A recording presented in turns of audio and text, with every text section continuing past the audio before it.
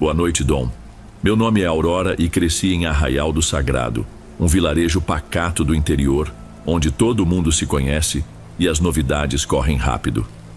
No topo das colinas, lá onde o sol castiga a terra e o vento espalha o cheiro de mato recém-cortado, fica a minha casa de infância.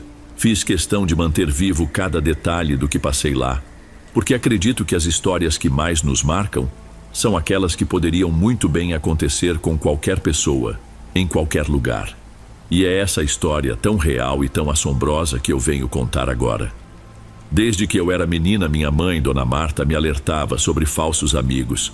Ela repetia incansavelmente: filha, escute bem, tenha poucas amigas, mas que sejam de verdade.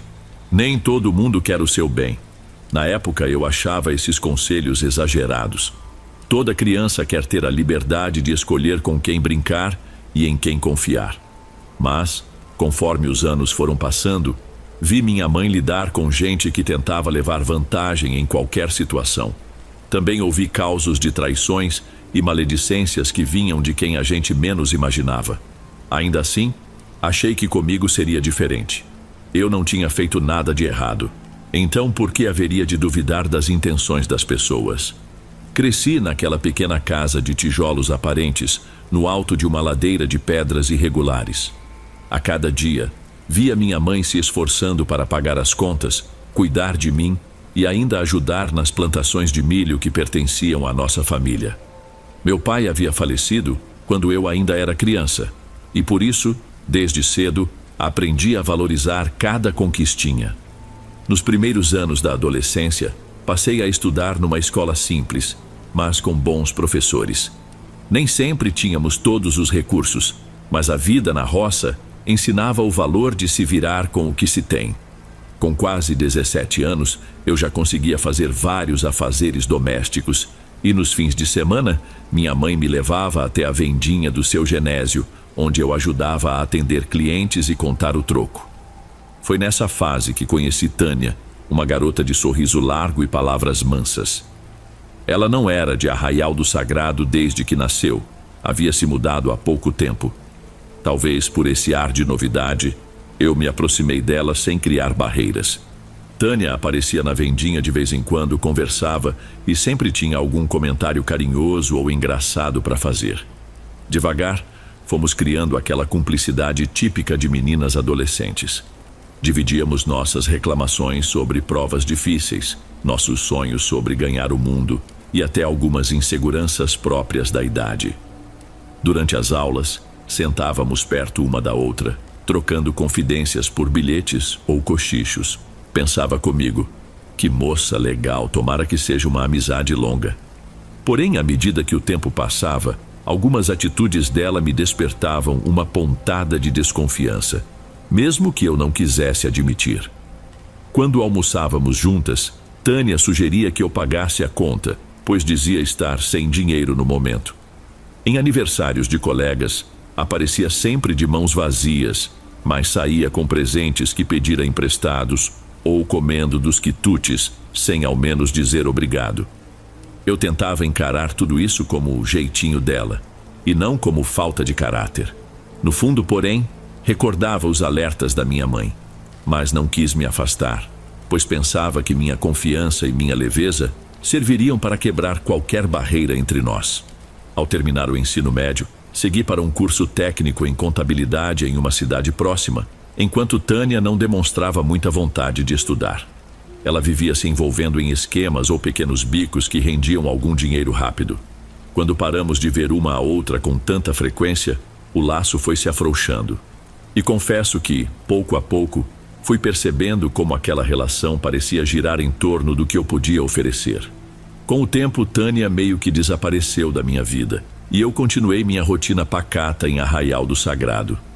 Fiz o curso técnico e, numa dessas idas e vindas, acabei trabalhando alguns meses no escritório de um agrônomo local. Tentando economizar para ajudar minha mãe, eu fazia bicos, cuidava de planilhas de custos e, nos fins de semana, ainda voltava para a vendinha do seu Genésio. Esses trabalhos mantinham minha cabeça ocupada e, sem me dar conta, acabei bloqueando quase toda a lembrança de Tânia. Era como se a vida estivesse me levando para outro caminho, algo mais estável e silencioso. As coisas mudaram de rumo quando eu fiz 23 anos. Nesse período, conheci Rafael, um homem trabalhador e de fala tranquila, que me chamou a atenção na primeira conversa. Ele era de uma família humilde de outra região, mas desde criança ia com os pais visitar parentes no Arraial. Nosso encontro aconteceu num dia de feira que, há décadas, ocorre nas manhãs de sábado na pracinha central. Eu tinha chegado cedo para comprar verduras frescas e ele estava montando uma barraquinha de artesanato de couro que pertencia ao tio dele. Começamos a conversar por acaso, quando eu derrubei uns tomates e ele me ajudou a juntar. A timidez dele contrastava com a curiosidade que eu sentia. Trocamos breves palavras, mas a sintonia foi imediata. Você também é daqui mesmo, Aurora? Nasci e cresci aqui, moro ali no alto, perto da igrejinha. É engraçado, achei que já conhecesse quase todo mundo. Nunca tinha te visto antes. É que eu vivo mais em casa, cuidando das minhas coisas e ajudando minha mãe. Mas apareço na feira quando preciso comprar uns legumes. Se precisar de ajuda para carregar, é só falar. No fim da tarde, nos encontramos novamente no coreto da praça, onde estava tendo uma apresentação de moda de viola. Rafael me ofereceu um pedaço de bolo de fubá de uma das barracas e ficamos ali, conversando sem pressa, olhando as famílias se divertirem e os cachorros de rua circularem pelo lugar. Ele me contou do sonho de abrir uma oficina de carpintaria, pois sempre adorou trabalhar com madeira e criar peças artesanais. Eu, empolgada, falei das minhas ambições de crescer na área de contabilidade. Não demorou muito para nos vermos todos os dias, cada conversa trazendo mais afinidade e cumplicidade. Era como se enfim eu tivesse encontrado alguém que me via além dos meus gestos de gentileza e da minha pouca experiência de vida. Nos meses que se seguiram, começamos a namorar. Arraial do Sagrado é pequeno, então todo mundo ficou sabendo rápido, e minha mãe, orgulhosa, passou a gostar muito de Rafael. Ele, de personalidade serena, me passava segurança. Sempre se oferecia para fazer reparos na nossa casa, consertar o portão, trocar a lâmpada que vivia queimando na cozinha. Eram gestos aparentemente simples, mas que significavam muito em um lugar onde você não encontra serviços especializados com facilidade. Quando completamos cerca de 1 ano juntos, decidimos nos casar. A cerimônia foi bem simples na capela principal do Arraial. Não tinha enfeites pomposos, mas havia uma alegria sincera nos sorrisos dos convidados, quase todos nossos vizinhos e parentes. Sentia meu coração leve, cheio de esperança, e pronta para construir uma família unida. Lembrei-me durante a celebração de como a vida é imprevisível. Estava começando uma nova etapa e jamais imaginei que naquele mesmo lugar o destino traria de volta alguém do meu passado para abalar tudo. Depois do casamento me mudei para a casa de Rafael, que ficava em um terreno afastado do centro, cercado de árvores e com um quintal grande, onde as galinhas ciscavam ao redor do canteiro de couve. Montei ali um lar cheio de pequenas alegrias. Parei de trabalhar formalmente para me dedicar ao papel de esposa e depois de quase 2 anos, virei mãe. Tive um menino, o Caio, que transformou completamente minhas prioridades. Apesar das dificuldades financeiras, pois Rafael ainda estava juntando dinheiro para abrir a própria carpintaria, a gente se virava bem. Eu ajudava com uns trabalhos esporádicos de contabilidade para conhecidos e, com isso, conseguíamos uma renda extra. Minha vida seguia tranquila, dividida entre cuidar do pequeno Caio, arrumar a casa e fazer o almoço para Rafael, que trabalhava em uma marcenaria improvisada nos fundos de uma lojinha de móveis rústicos. Mas o Arraial também tinha suas festas religiosas, a quermesse de todo ano na praça, as procissões e as rodinhas de viola. Então, de vez em quando, saíamos do isolamento para nos divertir um pouco. A relação com Rafael era estável, e eu agradecia todo dia por ter encontrado um marido atencioso. Só que as coisas, na vida real, raramente ficam 100% estáveis por muito tempo. Com a chegada do fim do ano, a cidade começou os preparativos para o Natal. Em Arraial do Sagrado, Não temos grandes shoppings ou luzes sofisticadas, mas cada morador gosta de enfeitar sua janela ou montar um presépio na sala. Eu e Rafael não éramos diferentes. Comprei umas lâmpadas coloridas, pendurei correntes de papel crepom e coloquei o presépio perto da árvore, improvisando alguns retalhos de juta para simular a palha. Foi numa dessas tardes de organização natalina que o passado bateu na minha porta. Tânia retornou. Ela me apareceu com um sorriso que lembrava aqueles tempos de adolescência, mas havia um brilho diferente no olhar, ou talvez faltava a inocência que eu supunha ter conhecido. Estava bem vestida, com um vestido justo e sapatos de salto, carregando uma bolsa cara demais para o padrão do arraial. Minha mãe passara em casa naquela manhã para me ajudar a cuidar do Caio e acabou presenciando a chegada de Tânia. Lembro dos olhos dela, minha mãe, se estreitarem em desconfiança, mas educadamente ela se retirou para o quintal, deixando que nós duas conversássemos. Nossa, Aurora, que saudade! Como você está? Surpresa em te ver por aqui, faz tempo que não nos falamos. Pois é, viajei muito durante esses últimos anos, mas resolvi dar um tempo na correria e voltar para cá. Vim visitar uns parentes distantes e, claro, tinha que dar um jeito de te encontrar, né? Fico feliz que esteja bem. Estou casada, tenho um filho de quase 2 anos. Menina, que coisa boa! Ela disse olhando ao redor curiosa. Esta casa é bem arrumadinha. Você tá de parabéns. Não pude deixar de notar o ar de avaliação que ela fazia em cada canto, como se estivesse medindo o valor de tudo. Apesar do incômodo, a cortesia me impediu de mandar Tânia embora de imediato. Ofereci café e pão de queijo que ela aceitou sem cerimônia.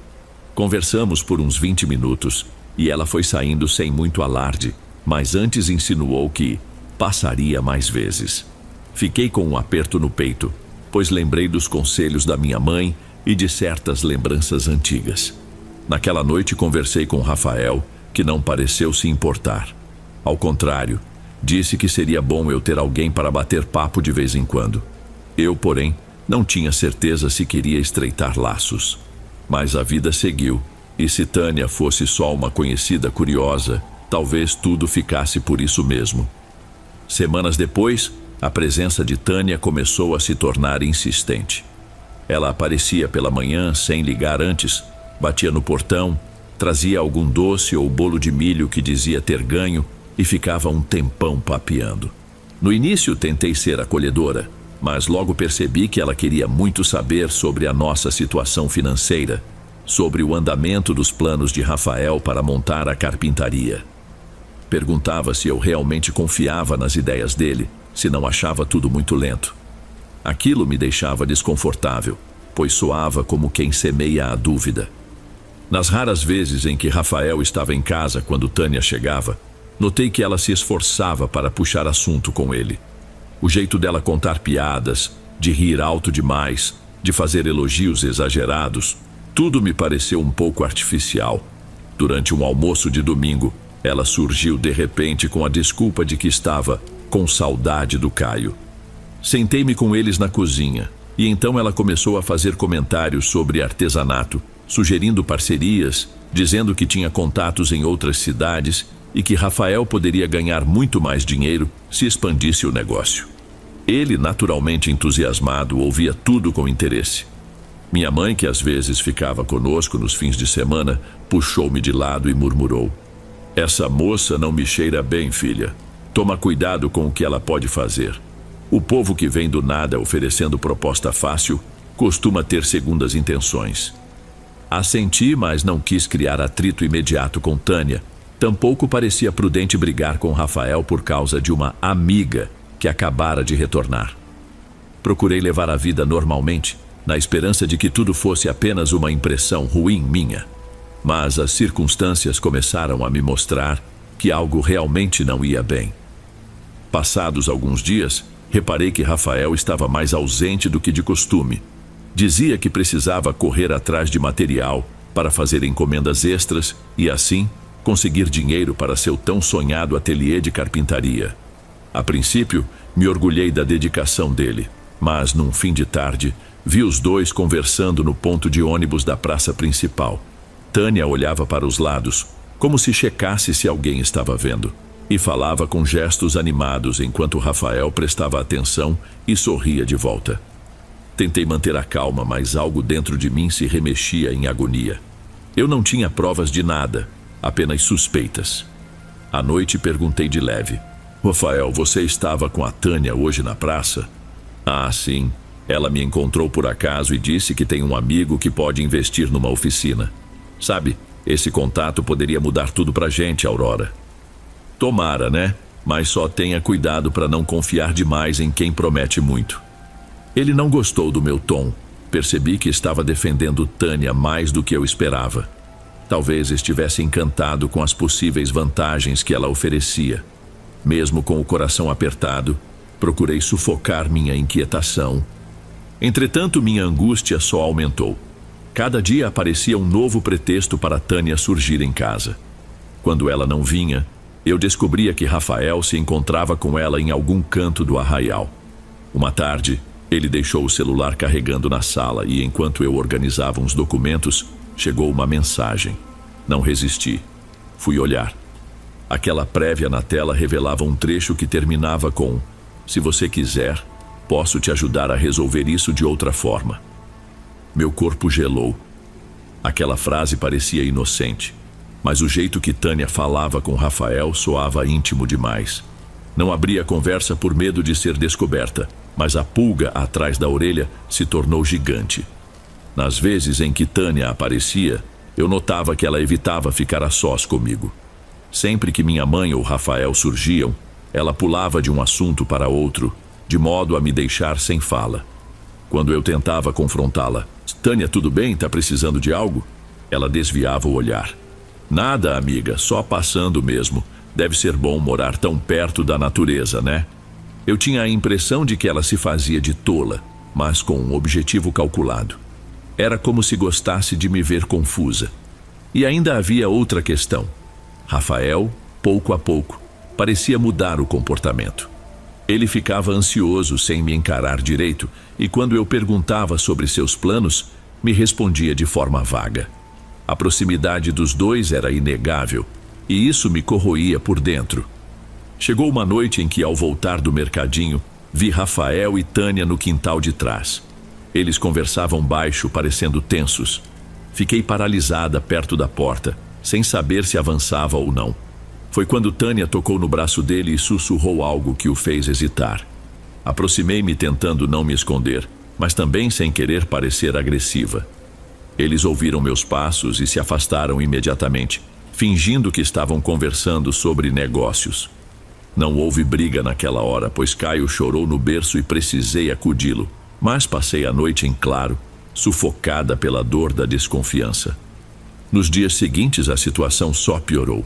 Rafael me olhava com culpa, mas também com uma certa impaciência, como se estivesse irritado com minha apreensão. Tânia, por sua vez, surgia e sumia do arraial quando bem entendia, mas sempre deixava rastros. Um bilhete pedindo desculpas por não ter me encontrado, uma mensagem rápida no meu telefone. As pessoas ao redor começaram a comentar meio que com piedade, porque em cidade pequena tudo vira fofoca. Minha mãe, sempre cautelosa, insistia para que eu me cuidasse, orasse e não caísse em discussões que poderiam me prejudicar. Reza, Aurora, tenha fé, não deixe o inimigo entrar. Se essa moça veio para te atrapalhar, a sua fé vai te proteger. Eu nunca fui muito mística, mas naquele momento eu procurava qualquer apoio. Foi então que uma vizinha me indicou a Dona Cilda, uma benzedeira conhecida no arraial por tirar encosto e afastar mal-olhado. Em uma tarde, levando Caio nos braços, fui até a casa dela, uma casa cor de barro, simples, com um pequeno oratório no canto. Fui recebida com um sorriso brando. Entre, minha filha, sente-se, fique à vontade. Obrigada, Dona Cilda. Eu vim aqui porque estou passando por problemas. Sinto uma energia estranha na minha casa, na minha vida. A benzedeira não perguntou detalhes, mas ergueu um ramo de arruda, pediu que eu fechasse os olhos e começou a benzer, murmurando preces entrecortadas. O cheiro da erva fresca invadiu minhas narinas, junto com a fumaça de uma vela acesa. Dona Cilda explicou. Às vezes, quando a gente vive situação de intriga, inveja ou traição, as forças negativas se acumulam. É importante você se proteger, rezar o terço, manter o pensamento elevado. Vou te dar um saquinho de pano com sal grosso e outras ervas. Coloca debaixo do seu travesseiro à noite e pede proteção. Não garante que as coisas se resolvam rápido, mas impede que o mal se instale por completo.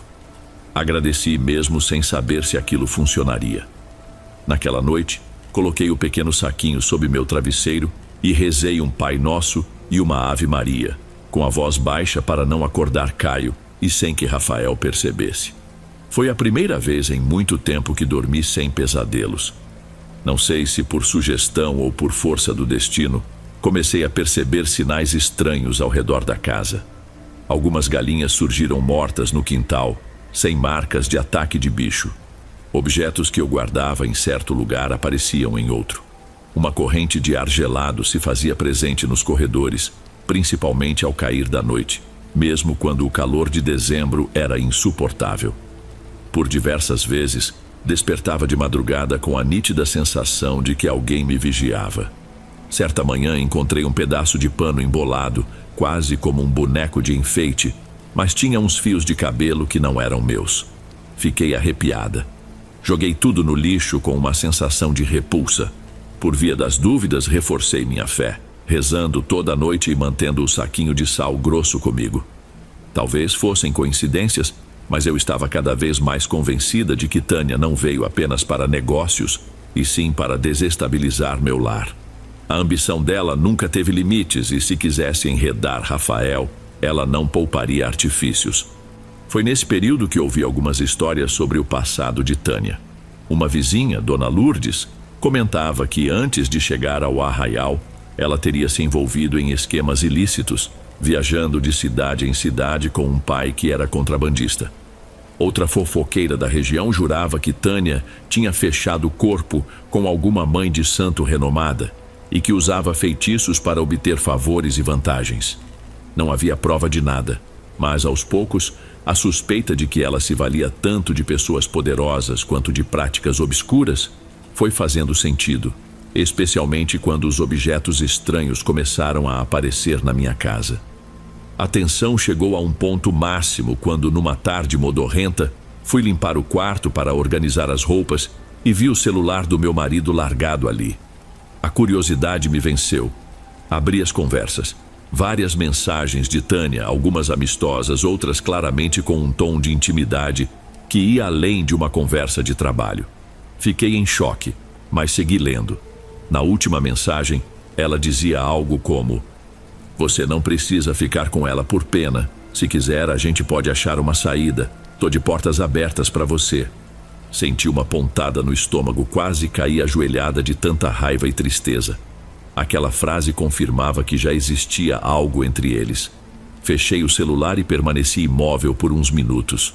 Meu filho, brincando na sala, parecia alheio à tempestade que se formava. Respirei fundo e decidi que precisava manter a cabeça fria. Se eu agisse por impulso, poderia colocar tudo a perder, inclusive a minha segurança e a de Caio. Esperei Rafael chegar naquela mesma noite e sentei com ele à mesa sem o meu filho por perto. Com a voz trêmula, pedi explicações. "Rafael, eu quero que você seja honesto comigo. O que está acontecendo entre você e a Tânia?" Ele tentou se esquivar.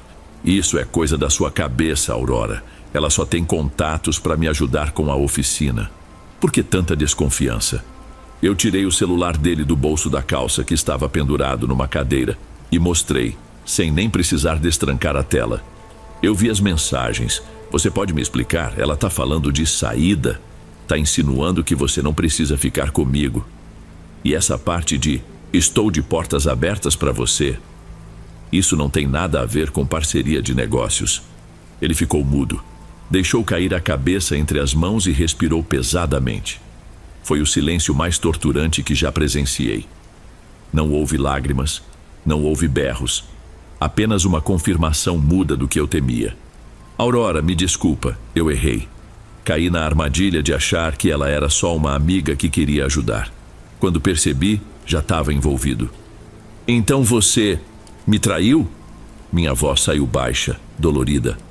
A gente não chegou a consumar nada, mas ficamos próximos demais. Eu juro. Ela me ofereceu dinheiro, investidor. E eu deixei que a coisa tomasse um rumo que não devia. Ele não conseguiu me encarar. Naquele instante, senti um balde de água gelada desabando sobre mim. Eu jamais imaginava que isso poderia ocorrer. Lembrei dos conselhos da minha mãe, das minhas desconfianças, e tudo se comprovou da forma mais cruel possível. Chorando baixinho, eu disse: "Você precisa se afastar dela, agora. Se ainda se importa com a gente, com o Caio, não deixe essa mulher pisar de novo na nossa casa."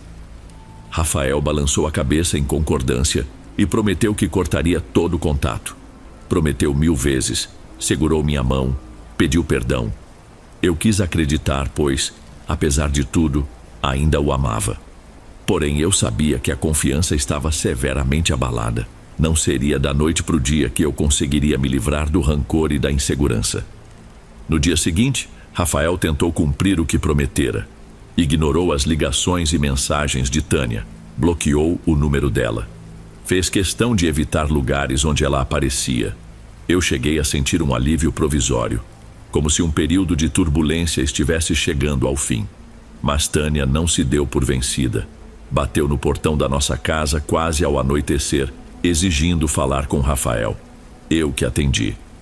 "Boa noite, Aurora. Ele tá aí? Preciso resolver um assunto pendente." "Tânia, não tem nada para você resolver aqui. Vá embora." "Quem é você para me mandar embora?" Ela retrucou num tom meio desdenhoso. "Não seja boba, querida. Eu só vim entregar um contrato que pode ajudá-lo na carreira." "Não vou repetir. Saia. Você já fez estrago suficiente." "Estrago?" Ela me olhou como se não entendesse. "Pelo visto, a gente não pode nem conversar civilizadamente." "Tudo bem.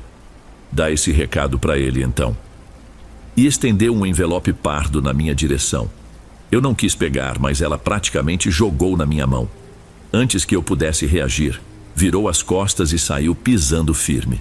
Quando abri o envelope, encontrei apenas papéis em branco. Que tipo de joguinho era aquele? Ela estava debochando, testando meus limites. Decidi que não contaria nada a Rafael para não reabrir a ferida.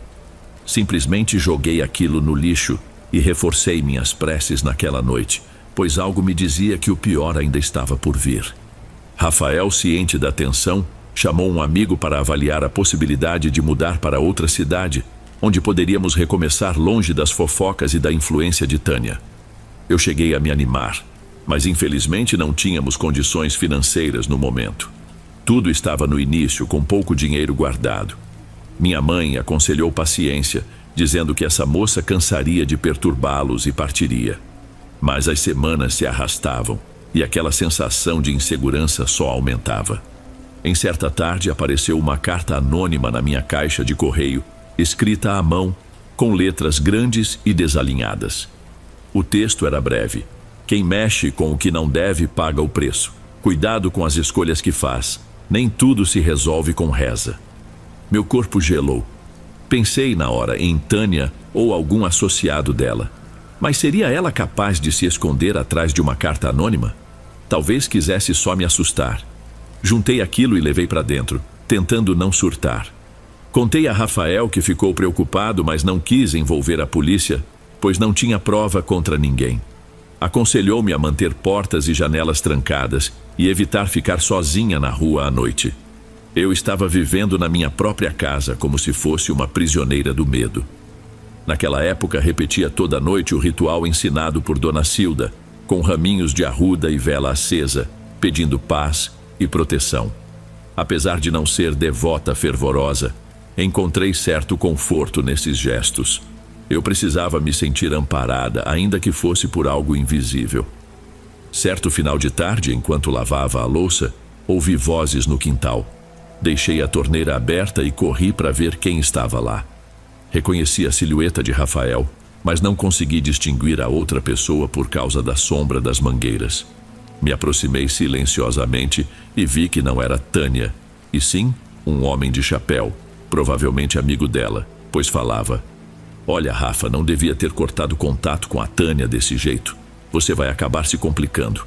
Ela não gosta de ser ignorada, saca?" O coração me disparou. Quem era ele?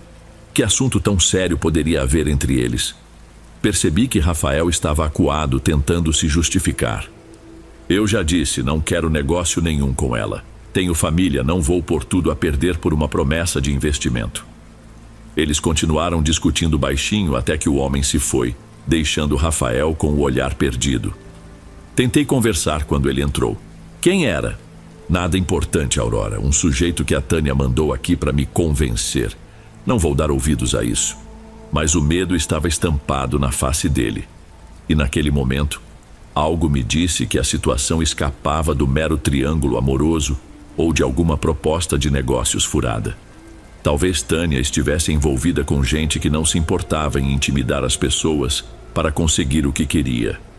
Esse pensamento me consumiu. Passei a me sentir ainda mais vulnerável, como se estivéssemos todos num labirinto sem saída. Em meio a esse turbilhão, vieram as festas do início do ano. Normalmente, Arraial do Sagrado festeja os santos padroeiros e prepara quermesses animadas. Mas eu já não tinha cabeça para celebrar nada. Ficava em casa cuidando de Caio e tentando lidar com Rafael, que se mostrava arrependido, mas também desorientado. Nesse meio tempo, a figura de Tânia parecia onipresente. Às vezes, eu ouvia comentários de vizinhos. Ela anda circulando com o fulano ou com o cicrano. Tomem cuidado, hein? Parecia que Tânia estava sempre tramando algum atalho ou vantagem. E nós éramos só mais uma peça desse jogo. Foi então que numa manhã cinzenta, ao abrir a porta para varrer a calçada, me deparei com um embrulho de palha, amarrotado e amarrado com uma fita vermelha. Dentro havia miçangas de cor preta, um punhado de terra avermelhada e um bilhete. Eu avisei: só não me culpe pelo que está por vir. Tremi tanto que quase caí sentada nos degraus. Corri para dentro e liguei para minha mãe, que chegou numa disparada. Pegamos todo aquele conteúdo e queimamos no fogão a lenha, rezando para afastar qualquer maldade. Mas eu estava mentalmente abalada. O medo de uma agressão física ou de algo mais grave me perseguiu pelos dias seguintes. Enquanto isso, Rafael, pressionado pela culpa e pelo temor, dizia que precisávamos tomar uma decisão firme. Ou íamos embora de vez, ou eu começaria um processo judicial contra Tânia. Só que não tínhamos provas sólidas contra ela, além de cartas e embrulhos anônimos. Seria a palavra dela contra a nossa, e ela provavelmente negaria tudo. Sem contar que eu estava exausta, emocionalmente devastada. Meu casamento, que antes era meu porto seguro, agora não passava de uma estrutura abalada, com mágoas e mentiras entaladas. Minha única certeza era o amor incondicional que eu tinha pelo meu filho. E por ele, eu precisava me manter em pé. Foi numa tarde de garoa que o inevitável aconteceu. Eu tinha saído rapidamente para comprar farinha na vendinha do seu Genésio. Ao voltar, vi um vulto passar pela lateral da casa. Entrei com cautela, sentindo o coração pulsar na garganta. Escutei vozes vindas do quintal dos fundos. Quando me aproximei, me deparei com uma cena que faria qualquer um tremer. Tânia estava lá, encarando Rafael de perto, como se tentasse convencê-lo de algo, ou talvez chantageá-lo. E o que se seguiu foi um diálogo que gravei na memória. Você acha que pode simplesmente me ignorar? Ela dizia com tom de raiva. Eu não saí do Arraial à toa. Voltei para ter o que mereço. Tânia, eu já disse para você me deixar em paz. O que está fazendo é loucura. Loucura? Loucura é você querer continuar nessa vida medíocre, fingindo que está tudo bem com a sua mulher. Chega, respeita a Aurora. Nessa hora decidi aparecer e me posicionar ao lado de Rafael. Falei firme, quase sem tremer. Quem não respeita o lar dos outros não pode cobrar nada. Você quer o quê? Não basta tentar destruir minha família? Agora veio ameaçar? Ela me olhou de cima a baixo com um desdém estampado na cara. Engraçado, Aurora. Você sempre foi tão ingênua? Achou que eu vinha aqui só pelo seu bem? E soltou uma risada que parecia vazia. Em seguida, atirou ao chão um pequeno embrulho, algo parecido com uma sacola de tecido, com ramos secos despontando. Fez menção de sair, mas virou para trás e, numa voz quase inaudível, disparou. Se o negócio não sair, alguém sai machucado. É simples assim. Foi então que, num lampejo de coragem, perguntei em voz firme: que negócio é esse de que tanto fala? Por que está nos perseguindo? O que você realmente quer? Ela me encarou com frieza. Eu quero o que me foi prometido. Vocês acham que eu faço caridade? Estou em contato com gente que financia projetos grandes, e Rafael não honrou a parte dele. Que parte? A parte de largar essa vidinha e trazer o nome dele para parceria comigo. Era simples, Aurora. Ou ele se envolvia nos meus esquemas, ou alguém ia pagar o pato. A escolha foi dele. E agora, por tabela, de vocês. Essas palavras deixaram claro que o investimento era apenas fachada para algo maior, possivelmente ilegal e com uso de ameaças. Meus olhos marejaram de raiva. Minha vontade era de partir para cima dela, mas Rafael me segurou, temendo que a situação degringolasse de vez. Tânia se afastou, sumindo pela porteira. Ficamos ali, em silêncio, eu e Rafael, com a chuva fina molhando nosso rosto. O embrulho no chão se desmanchava na terra, exalando um cheiro amargo que me embrulhou o estômago. Entrei chorando sem conseguir falar direito. Rafael me abraçou e sussurrou pedidos de desculpa. Ouvimos Caio chorando no quartinho, assustado talvez com as vozes elevadas, e corri para acalmá-lo. Por longos minutos, tudo o que se ouvia era o barulho da chuva batendo nas telhas e meu soluço de desespero. A sensação de que algo muito ruim estava para acontecer tomou conta de mim. Já não era só a traição, era uma ameaça à integridade da minha família. Na manhã seguinte, busquei a ajuda de Dona Cilda novamente. Contei tudo, sem omitir a história da traição. Ela me olhou com olhos cheios de compaixão e disse: minha filha, tem gente que mexe com coisa pesada, seja macumba mal intencionada ou mandinga de inveja. Mas nada é mais forte que a fé de uma mulher que protege sua cria. Segura isso. Ela me estendeu uma fita branca dizendo para amarrar no pulso do meu filho com um nó e rezar, pedindo proteção. Também me deu um novo saquinho de pano. Ponha isso no batente da porta da frente. Toda vez que você sair ou entrar, faça o sinal da cruz. Não deixe esse povo sem luz te derrubar. Segui cada instrução à risca. Mesmo que alguém considere isso superstição, naquele momento, para mim, era a única forma de sentir algum alívio. Rafael, por sua vez, passou a me apoiar mais, dizendo que deveríamos fazer de tudo para garantir a nossa segurança e a do Caio. Ele pediu férias do trabalho e passou mais tempo em casa. Afinal, desconfiávamos que Tânia poderia ter aliados. Poucos dias depois, recebi a visita inesperada de um homem chamado Gilberto, que dizia conhecer Tânia há anos. Ele apareceu numa tarde dizendo que Tânia estava desesperada. Soou como mais uma forma de chantagem. A conversa foi estranha. Aurora, estou aqui de boa fé. Tânia falou que você anda inventando histórias sobre ela. Inventando histórias? Ela vive aparecendo aqui e ameaçando a gente. Por favor, saia da minha casa. Veja bem, eu só quero mediar as coisas. Tânia tem influência, pode resolver logo se vocês aceitarem colaborar. Colaborar com o quê? Não tem nada para colaborar aqui. Pense bem, esse mundo é pequeno. Às vezes vale mais manter a paz do que sair arrumando confusão. Ele foi embora, deixando no ar a mesma sensação sufocante. Estávamos sendo pressionados a aceitar algo indefinido, que agora eu já desconfiava ser algum esquema ilegal, talvez envolvendo contrabando, dinheiro rápido ou lavagem. Fui conversar com Rafael. Eles querem dinheiro? Querem que a gente se envolva em quê? Não sei, Aurora, tô tão confuso quanto você. Talvez ela queira me forçar a largar você ou a investir naquele projeto dela, sei lá. Era perturbador, pois nada parecia coerente do ponto de vista moral. Parecia que Tânia queria, acima de tudo, nos controlar ou nos humilhar, tirando proveito da nossa fragilidade e do suposto investimento que não se concretizou. Cheguei ao meu limite quando, certa noite, escutei barulhos de passos no quintal. Rafael estava no banho, Caio dormia. Fui verificar. A luz do poste refletia uma sombra que se movia lentamente entre as árvores. Peguei coragem, abri a porta de mansinho e chamei. Tem alguém aí?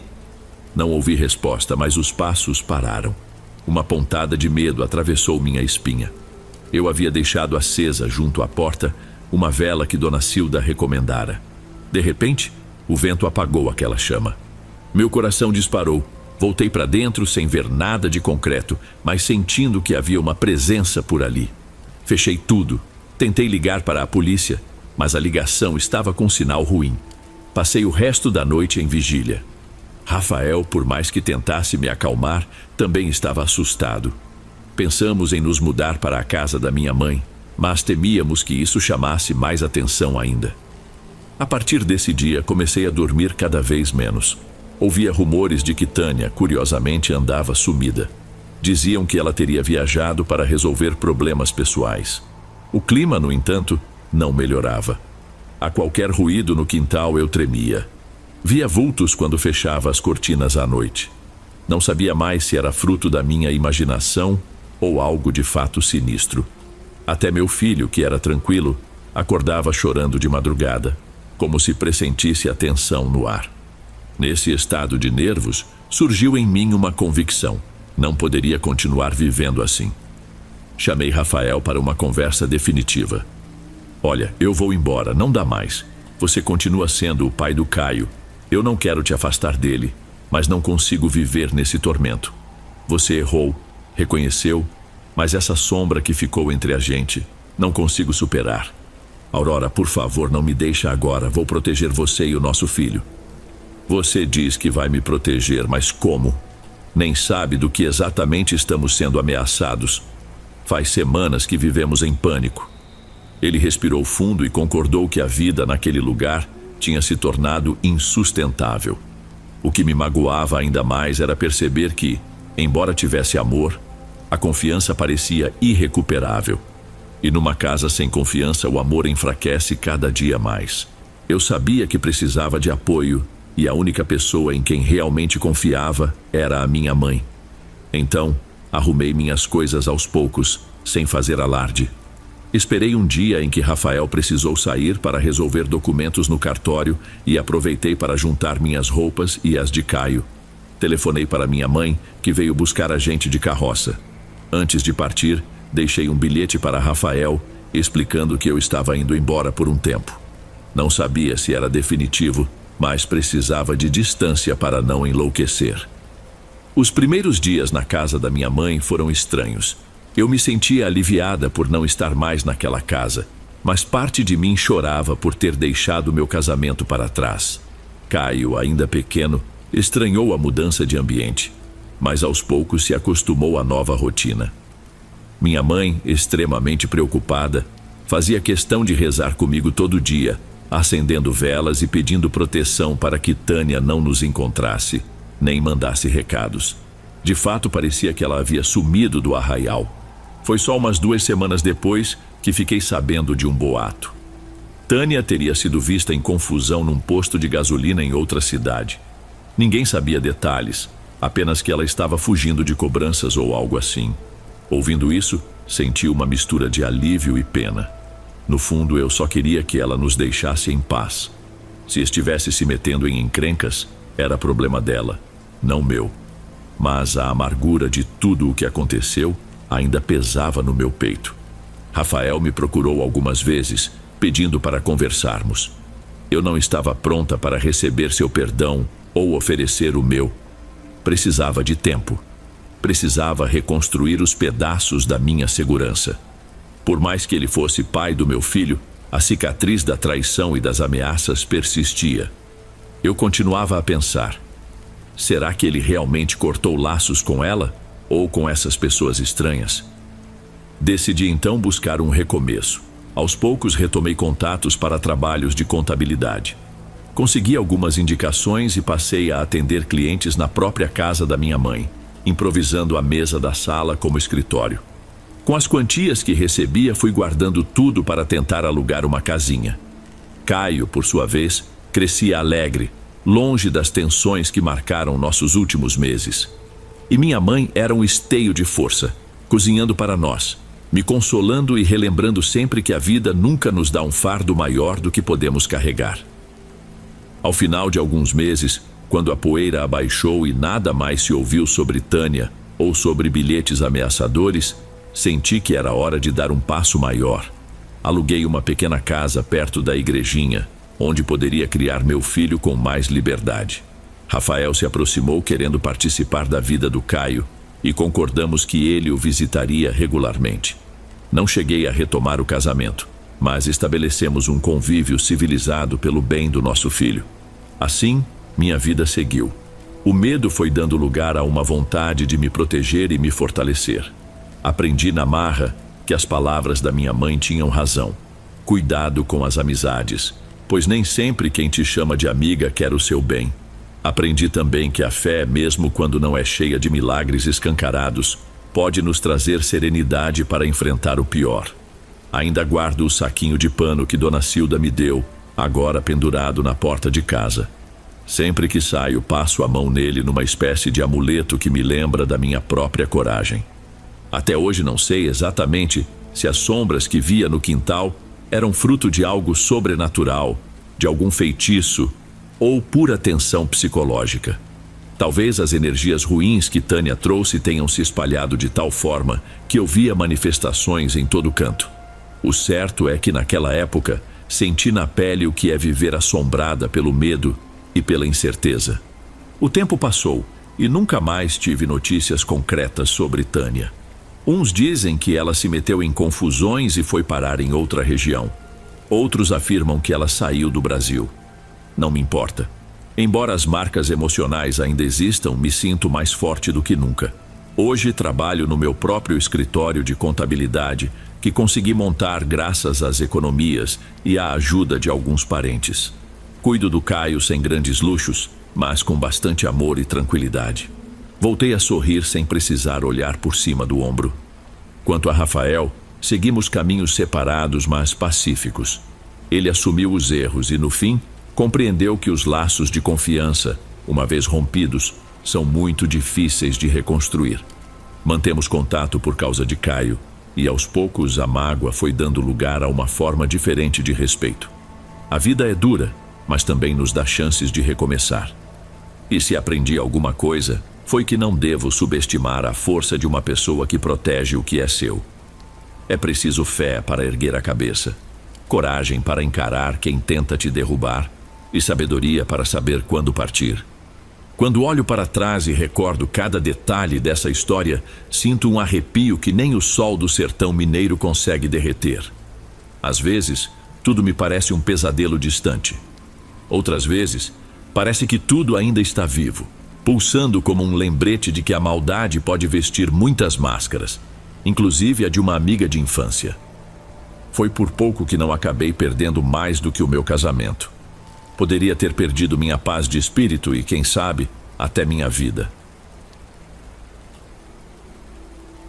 Antes de continuarmos, quero reforçar para vocês que tenho apenas 2 canais, Evocando Medo e o Dom Relatos de Terror. Qualquer outro canal que não seja um desses 2 é apenas alguém se passando por mim para descredibilizar meu trabalho. Obrigado pela compreensão, amigos. Vamos continuar.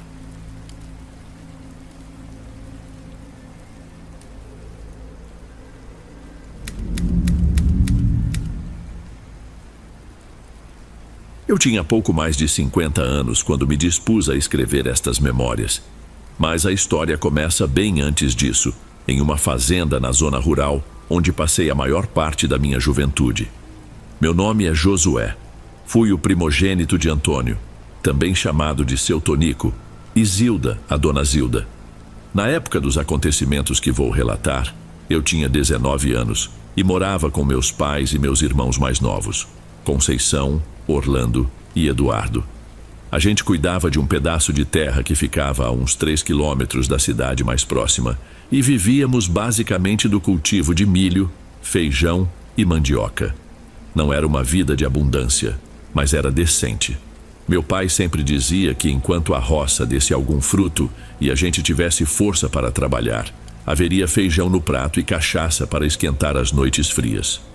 Nosso dia a dia era simples. De manhã bem cedo, eu e meu pai íamos ver o estado da cerca, conduzir o gado até o pasto e verificar se o poço d'água estava limpo. Minha mãe ficava em casa preparando café no fogão de lenha, enrolando bolinhos de chuva para a gente comer ao longo da tarde. Meus irmãos ajudavam a capinar a horta ou colhiam abóboras e quiabos para vender na feira da cidade em finais de semana. Depois do almoço, enquanto meu pai cochilava uns minutos na cadeira de balanço, eu me punha a consertar ferramentas ou aprender alguma coisa nova com ele, que tinha habilidade para esculpir cabos de enxada e reparar arreios de cavalo. A fazenda vizinha, bem menor que a nossa, pertencia a um compadre de meu pai chamado Geraldo. O pessoal o chamava de Seu Geraldo. Eles eram amigos de infância, criados por ali mesmo. A casa dele ficava a uns 2 quilômetros no meio de uma estrada de terra batida. Seu Geraldo vivia com a mulher, Dona Teresa, e seus filhos, Paulo e Mateus, já mocinhos fortes e dispostos, e o mais novo, Luiz, que era um rapaz calado, sempre de chapéu na cabeça, olhando para o chão, como se vivesse num mundo só dele. Lembro-me bem da primeira vez em que notei que algo estranho começava a rondar nossa região. Era fim de tarde. Eu e meu pai acabávamos de voltar para casa depois de verificar a cerca que protegia a roça de milho. As galinhas já se recolhiam no galinheiro e os cachorros, Negão e Brinquinho, corriam pelo quintal, caçando insetos e farejando folhas secas. Minha mãe preparava torresmo na panela. O cheiro invadia a cozinha e deixava todo mundo salivando. Foi então que percebi que Negão começou a latir, com latidos diferentes do habitual, um tom mais agudo, quase de medo. Meu pai foi até a porta enxugando o suor da testa com o antebraço. "O que será que o Negão viu, rapaz?" perguntou. "Não sei, pai. Se fosse gente chegando, ele estaria abanando o rabo ou tentando avançar, mas está diferente." Fomos até o quintal. Negão rosnava para o nada, orelhas em pé, rabo entre as patas. Brinquinho, por sua vez, estava quieto, encolhido perto do chiqueiro. Passamos um lampião de querosene pela área, mas não encontramos nada além de pegadas confusas. Não eram marcas de gado nem de cavalo. Pareciam pisadas de um bicho grande com falhas, como se caminhasse ora apoiado em 2 patas, ora em 4. Aquilo me causou um arrepio. Meu pai tentou explicar. "Pode ter sido algum porco do mato, mas vai saber." Fechamos a porta da cozinha mais cedo naquela noite e cada um foi dormir com a sensação de que algo diferente estava espreitando a nossa propriedade. Nas noites seguintes, os cachorros se mostraram igualmente nervosos, latindo sem parar quando a lua subia no céu. Meu pai sempre foi um homem cético, mas dava para ver a preocupação no olhar dele. Quando percebeu que Negão e Brinquinho estavam rosnando em direção ao curral, pegou a lanterninha à pilha e caminhou até lá, comigo em seu encalço. Não achamos nada, mas sentimos um cheiro forte de um animal que não identificamos. Poucos dias depois, apareceram relatos de que algumas galinhas estavam sumindo das casas vizinhas. Certa vez, Mateus, o segundo filho de seu Geraldo, veio nos visitar. "Vocês notaram algo estranho por aqui?" perguntou, coçando a nuca com cara de preocupado. "Lá em casa sumiram umas 3 galinhas e até um porquinho que meu pai estava criando para abate. O curioso é que não tem sinal de invasão na cerca." Meu pai evitou comentar muito, mas trocou um olhar sério comigo. A verdade é que a gente também tinha encontrado pegadas fora do normal. E um dia até vimos sangue na grama, porém não encontramos qualquer animal ferido. Mesmo assim, decidi contar o pouco que sabíamos, porque Mateus parecia mesmo querer ajuda. "Mateus, a gente também percebeu uns rastros estranhos, mas não sabemos o que é. É bicho grande, caminha de jeito esquisito. Meu pai acha que pode ser onça, mas não tenho tanta certeza." "Onça nessa região? Quase impossível. Faz tempo que não vejo nem rastro disso por aqui", disse Mateus. "Vou falar com o pai. Talvez possamos vigiar juntos." Seu Geraldo e meu pai se encontraram para conversar. Sentaram-se num banquinho perto do fogão a lenha, cada qual com uma xícara de café forte. Eu tentava ouvir, mas falavam baixo. Depois, anunciaram que fariam uma busca noturna. Eles queriam descobrir de vez o que andava rondando as terras. Resolveram levar espingardas de chumbinho e um dos cachorros de seu Geraldo, o Bito, que era bem esperto. Assim, numa madrugada de céu estrelado, seguimos todos até o limite das 2 propriedades. Ficamos atentos a qualquer estalo de galho ou movimentação no capim. A lua estava minguante, então a escuridão atrapalhava mais do que ajudava. Caminhamos com as lanternas perto do peito, evitando iluminar muito longe para não espantar a possível criatura. A certa altura, Negão e Bito começaram a rosnar para um canto perto de um bambuzal. Houve um barulho de algo se arrastando, um som rouco que me fez arrepiar o corpo inteiro. Corremos para lá, mas só enxergamos folhas balançando e pegadas bem mais fundas do que esperávamos. E de novo, aquela impressão de que o bicho andava em pé por um instante. Meu pai olhou para seu Geraldo com um semblante que eu nunca tinha visto antes, como se estivesse diante de algo que ele não compreendia. Se continuar desse jeito, vou ter que tomar uma atitude, disse seu Geraldo, apontando a lanterna na direção das marcas. Não posso deixar isso acabar com minha criação. Nós também não queríamos perder mais animais, e a incerteza de lidar com algo desconhecido era mais aterrorizante que enfrentar uma onça ou um lobo-guará. Voltei para casa com a cabeça cheia de perguntas. Não preguei o olho direito a noite toda, escutando o vento sacudir as folhas de bananeira no quintal. A voz de minha mãe soava baixinho no corredor, rezando para Santo Onofre ou São Sebastião protegerem nossas terras. Na manhã seguinte, Dona Teresa apareceu com uma expressão de apreensão. Disse que Luiz, o filho mais novo, andava ainda mais recluso, passando horas sumido pela mata, sem dar satisfação a ninguém. Isso não era uma grande novidade para nós, que já estávamos acostumados ao jeito dele. Mas algo na forma como ela falava me deixou desconfortável. Parecia que Dona Teresa temia que Luiz tivesse algum envolvimento com aquilo tudo, embora não quisesse admitir nem entender o porquê. Algumas semanas se passaram com relatos cada vez mais preocupantes. Cabritos feridos em outras fazendas, um cavalo desaparecido, galinheiros arrombados sem sinal de invasão humana. Meu pai e seu Geraldo decidiram agir de forma mais direta. Organizaram uma emboscada numa noite de lua crescente. Posicionaram-se em pontos estratégicos. Meu pai e eu atrás do nosso paiol, seu Geraldo e Mateus perto do chiqueiro deles. Paulo, o mais velho, ficou com Dona Teresa para protegê-la. Conceição, Orlando e Eduardo se trancaram em casa, sob os cuidados de minha mãe, ansiosos pelo que poderia acontecer. Foi perto da meia-noite que tudo começou. Eu estava encostado na parede do paiol, segurando firme a espingarda, quando ouvi Negão e Brinquinho latindo desesperados do outro lado, perto do curral. Meu pai sussurrou: "Vai ver o que é, mas não se arrisque." Eu corri agachado, tentando não fazer barulho. A cerca de 10 metros, ouvi um estalo seco de galhos, seguido de um rosnado. Não era rugido de onça e nem parecia qualquer animal que eu conhecesse. Apontei a lanterna, tremendo de nervoso. Identifiquei apenas uma forma escura, muito maior do que eu esperaria de um lobo ou cachorro. A criatura olhou na minha direção por um instante, como se farejasse minha presença. E nesse breve contato, tive a nitidez de um par de olhos refletindo a luz. Um brilho intenso, cheio de raiva ou dor, não sei explicar. Antes que meu pai se aproximasse, o bicho se lançou para dentro do mato, sumindo numa velocidade absurda. Gritei para o meu pai, que chegou ofegante apontando a espingarda.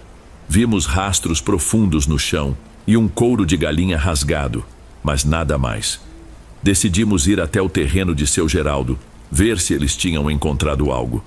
Lá encontramos Mateus assustado, dizendo que ouviu ruídos perto da casa e que Paulo avistara uma sombra se movimentando ao redor do galinheiro.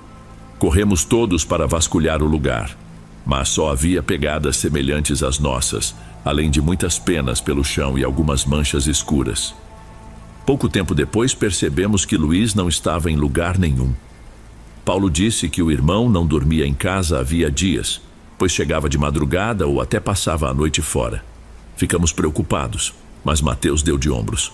"Você sabe como o Luiz é, pai. Vez ou outra ele some pela mata. Deve ter voltado para a tapera, onde costuma ficar pensando nas coisas dele." O semblante de seu Geraldo ficou carregado. Dizer que Luiz é calado, tudo bem, mas sumir desse jeito quando essa criatura anda atacando não faz sentido. Ele sacudiu a cabeça sem concluir o raciocínio em voz alta. mas dava para notar que aquela situação corroía seu coração de pai. Voltamos à nossa casa sem respostas. Meu pai passou a noite em claro, sentado na varanda segurando a espingarda, enquanto minha mãe passava café no fogão a lenha para mantê-lo acordado. Eu me revirava na cama, tentando esquecer os olhos que vi no breu. Na noite seguinte, por volta das 2 da manhã, fui despertado pelos latidos frenéticos dos cachorros. Levantei, peguei minha espingarda e me juntei a meu pai, que já corria em direção ao galinheiro. De longe, avistamos uma sombra junto à cerca. Meu pai atirou para o alto, tentando espantar o intruso. Por um segundo, o vulto pareceu hesitar, mas logo se moveu numa rapidez inumana e sumiu na escuridão. Corremos para o galinheiro, e foi um horror. Metade das galinhas estavam mortas ou feridas, sangue espalhado no chão de terra batida. Isso não pode continuar, Josué, meu pai me disse, limpando o suor da testa com a manga da camisa.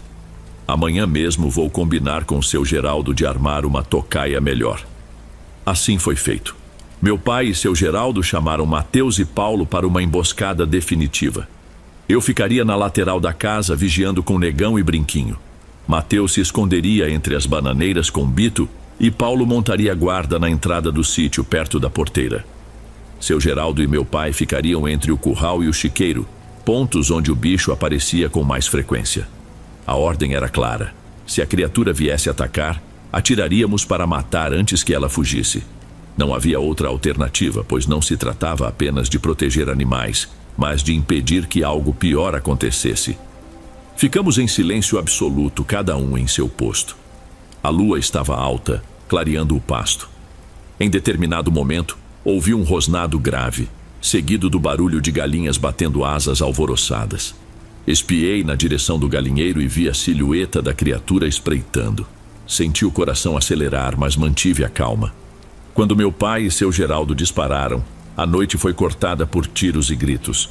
Juntei-me a eles correndo, enquanto Mateus e Paulo tentavam encurralar o bicho. Houve outro disparo, um grunhido apavorante e, enfim, silêncio. Esperamos que a poeira baixasse e corremos para ver o resultado. Encontramos rastros de sangue, mas nada do corpo. Alguns galhos estavam amassados, indicando que algo grande havia passado por ali. Nossos cachorros farejaram um caminho que levava à parte mais densa do mato, e a trilha se perdeu num barranco. Percebemos então que Luiz não aparecera para nos ajudar, nem estava em casa. Chamamos por ele, sem resposta. Não acredito que ele não tenha ouvido esses tiros, comentou Mateus preocupadíssimo. Resolvemos esperar o dia amanhecer. A tensão tomou conta de todos. Minha mãe rezava no alpendre com Dona Teresa, que chorava pelo filho desaparecido. Meu pai, calado, se limitava a encher o cano da espingarda novamente. A madrugada foi longa e insone. Quando o sol começou a surgir, formamos grupos para vasculhar a mata, seguindo as marcas de sangue. Eu, meu pai e Mateus fomos por uma trilha que passava perto de uma pequena cachoeira.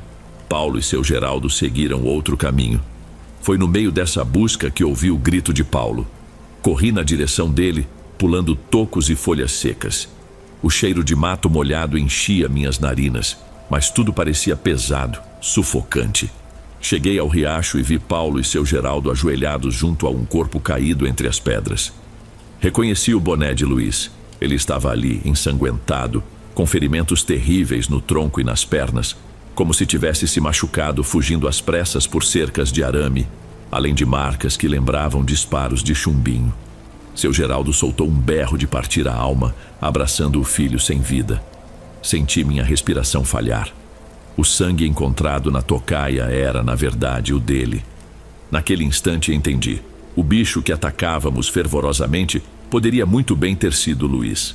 Não posso afirmar com certeza se havia algo de sobrenatural, se o rapaz sofria de algum distúrbio ou se a solidão o empurrou a agir como um ser irracional. Mas todas as evidências apontavam que ele era o responsável pelos ataques, ou ao menos estava diretamente envolvido. Os tiros que disparamos, acreditando matar um predador feroz, na realidade ceifaram a vida de uma pessoa que conhecíamos desde a infância. Carregamos o corpo de Luiz de volta à casa, onde Dona Teresa desabou em prantos.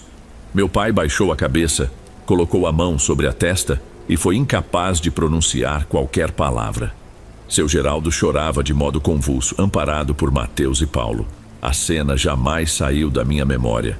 O terraço onde costumávamos sentar para tomar caldo de cana agora recebia um corpo coberto de sangue seco, a família dilacerada pela perplexidade e pela culpa. Depois do enterro, que aconteceu rapidamente, seu Geraldo e Dona Teresa decidiram partir. Não suportavam continuar naquelas terras, onde cada canto lembrava Luiz e sua morte trágica. Colocaram algumas poucas coisas em um carro velho e se foram sem olhar para trás. Nesse dia percebi que a amizade de toda uma vida entre meu pai e seu Geraldo estava quebrada de forma irreversível.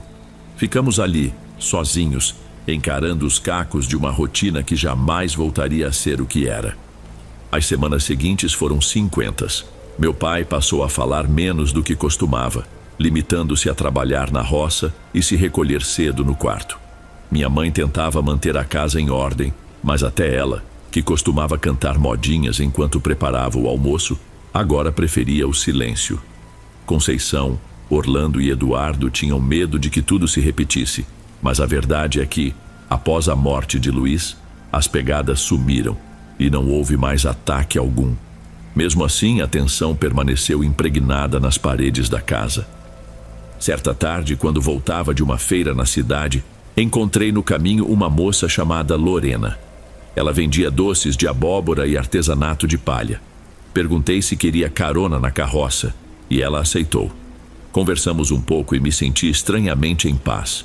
Aquela foi a primeira vez desde a tragédia que consegui falar sem pesar no coração. Lorena era de uma família simples de um outro bairro rural. Vendia seus doces para ajudar a mãe doente. Começamos a nos encontrar com mais frequência, no caminho ou na pequena praça da cidade, sempre trocando confidências. Eu não falava muito sobre o que acontecera com Luiz, pois era algo doloroso demais, mas ela percebia minha tristeza. Aos poucos, nossa amizade cresceu, e a vontade de construir algo ao lado dela também. O tempo foi correndo. Minha mãe notou que eu tinha mudado de humor e aprovava minha amizade com Lorena. Meus irmãos, curiosos, viviam perguntando quando eu a apresentaria oficialmente à família. Meu pai se manteve à margem, mas nunca pareceu se opor à ideia de eu ter alguém. Acho que ele, de certa forma, desejava que eu conseguisse encontrar algum alívio, uma razão para seguir em frente.